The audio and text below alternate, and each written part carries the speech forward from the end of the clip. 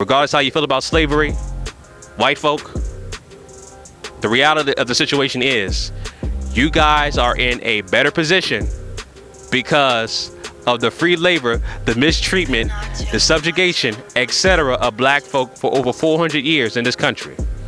All right? You raped, robbed, and pillaged people for many, many, many years, and you profited off it.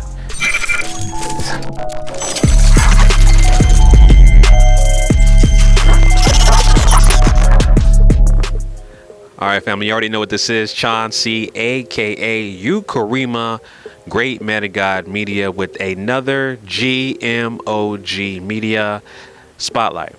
All right, family, today's topic I want to talk about is, are white people starting to feel sorry for slavery? All right, family, and before I start my commentary, once again, if you're new, please subscribe. I am Chauncey, aka Ukarema GMOGMedia. On my channel, I talk about counter racism. All right, I talk about issues that affect black people collectively as a group, and I offer my suggestions on how to replace this broken system of injustice with the system of justice. So once again, if you're new, please subscribe. All right, family, so the topic at hand I want to talk about is, are white people starting to feel sorry for slavery? All right, with all the stuff that's going on right now this week with the media, especially with Colin Kaepernick, and now people are slowly starting to wake up. I'm not just talking about black people. I'm talking about people classified as non-black. You know, you have the hashtag Veterans for Kaepernick that has been trending. You got other athletes, blacks and non-blacks in the NFL and other sports, starting to wise up and not, you know, stand up or so-called respect the national anthem. Once again, shout out to Colin Kaepernick for being a trailblazer, all right, to standing up for what he believes in, which is seeking out justice for racism, white supremacy in this country, all right? Much respect for him being a trailblazer. And even you had elementary school kids, fifth graders, you know, not standing up for the national anthem or the Pledge of Allegiance, you know, and things of that nature. So much respect and kudos to Colin Kaepernick. But specifically what I want to talk about, family, is there was a story that happened from Georgetown University, and I'll have the link in the description as well as on the screen. All right. So basically, the subject of this story is trying to atone. Georgetown University accused of excluding slave descendants. All right. So I'm going to read to you some of the things within this article. The descendants of 272 slaves sold in 1838 say they have been left out of the process and told the school's president, "Nothing about us without us." The president of a leading university seeking atonement for profiting from 19th century slaves was publicly confronted by their descendants on Thursday and told, "Nothing about us without us." John DeGoya, president of Georgetown University in Washington, had just given a speech in which he pledged to make a formal apology for the 1838 sale of 272 slaves and give preference in admission to their descendants. All right.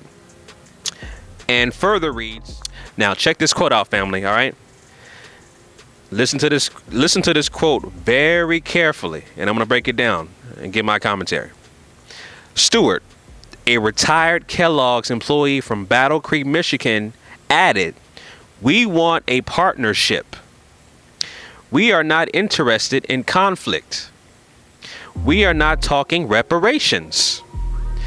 We're talking about how this university can be an asset to the world in healing some pain and healing racism that is just destroying our society, our one human family."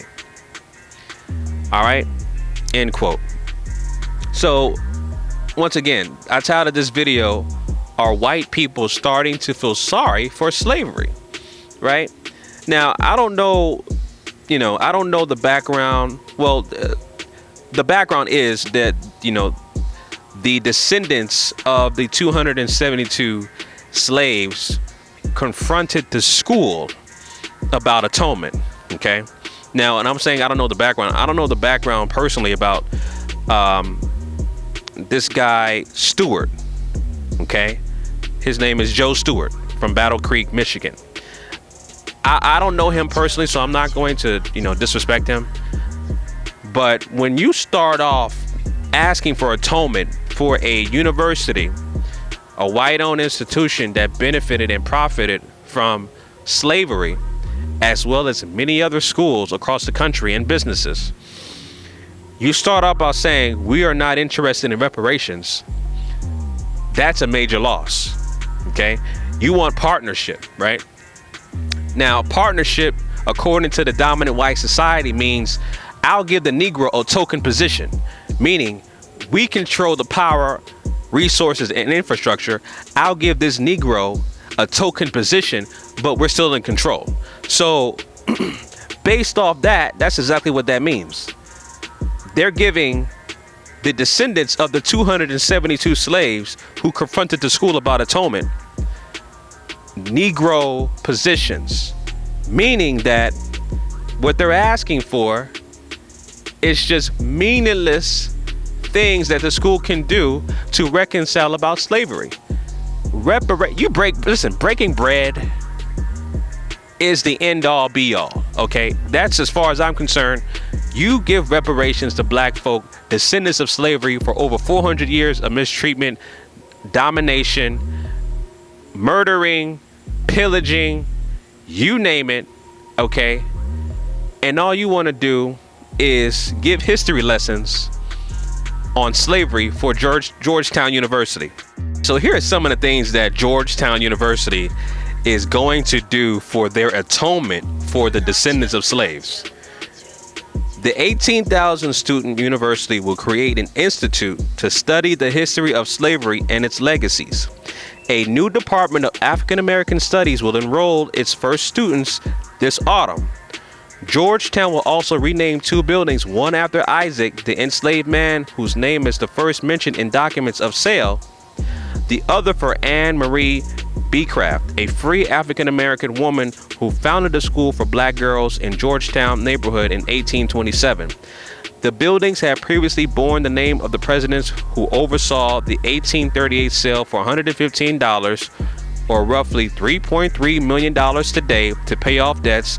The 272 slaves were sent from Jesuit plantations in Maryland to Louisiana, where they labored under dreadful conditions and families were broken up, according to the report. Okay, so right there in the article, the school sold the slaves for $115,000, which inflates to $3.3 million today. So why couldn't you break bread and give the direct descendants of the 272 slaves that were there in Georgetown University, why couldn't you break bread for $3.3 million or even more to the direct descendants of the slaves? But again, this guy Joe Stewart from Battle Creek, Michigan, said he was not interested in reparations. He wanted partnership. Well, that's the end result, family. The end result to partnership is, now I'm not saying that, the naming and the commemoration of the slaves, as far as renaming the buildings and things of that nature, is not important, but that's not the deciding factor. The deciding factor is breaking bread, reparations. As Martin Luther King said before he passed, we're looking for that check. We want the check for reparations for over 400 years of mistreatment, domination, etc., etc. All right, family. On top of that, the direct descendants of slavery could be, or should be rather, student loan free, student debt free. Do not give these direct descendants of slaves, their family, whose children want to go to college, do not give them student loan debt, which is another form of enslavement for today. All right, and that's including myself, paying off student loans. Okay, So breaking bread is the common denominator right there for the first hand of ending white supremacy. So this so-called partnership, again, you're giving these guys these symbolic victories, right? Which basically means we're going to rename your hall after the former slaves, and we're going to enforce or ensure that students learn about the history of slavery, that we mistreated your ancestry at the school that helped build this school, and we profited off it. You know, that's what you call a symbolic victory. That's not the deciding factor, family. And also on top of that, the topic of conversation again is, are white people starting to feel sorry for slavery? That's a rhetorical question. Obviously they're not, because racism, white supremacy still exists to this day. They all control all of the wealth and the resources, including all 9 areas of activity, which again is economics, education, labor law, politics, religion, sex, and war. Okay? So the first step to ending racism, white supremacy is breaking bread. That's reparations. And this guy, Joe Stewart, who said we're not interested in reparations, that was your downfall. All right? And on top of that, if you ask a white person, if you're listening right now, if you ask a white person right now, hey, do you feel sorry for slavery? Right? And if their answer is, I wasn't there, right? Or you know, I have no connection to it, etc., etc. Well, they have to understand that your ancestors, your forefathers, okay, benefited from slavery, which puts your positions, okay, which puts the system behind you, which push us collectively as a group for black people, which pushes us in the bottom of the totem pole in every major category you can think of, right? So that is the reality, family. Your ancestors, your forefathers have benefited from slavery. Georgetown University and its white-owned institutions have benefited from slavery. This whole country has benefited from slavery of black folk. All right, so whether you feel sorry or not, that's the reality of the situation. And the first step to resolving racism, white supremacy is breaking bread. Give us that check, give us reparations. All the other stuff we can decide afterwards, but breaking bread, okay, is the first step to ending white supremacy. Regardless how you feel about slavery, white folk, the reality of the situation is you guys are in a better position because of the free labor, the mistreatment, the subjugation, etc. of black folk for over 400 years in this country. All right, you raped, robbed, and pillaged people for many, many, many years, and you profited off it. And it took the descendants of slaves to come to a university and say, hey, we don't want reparations, but this is what we want. We want a partnership, which basically is code for, I'll give you Negroes some symbolic victories, but we're still in control of his university. We're still in control economically, sociopolitically, etc. But we'll give you guys some token symbolic victories. All right, so that's what I wanted to talk about. Let me know what you guys think below about this story from Georgetown University. Do you really think that these white folk, these white institutions are feeling sorry for slavery, from profiting off of slavery, etc.? Let me know what you guys think down below. All right, family, Chauncey, aka Ukarema, Great Man of God Media, signing out. Peace.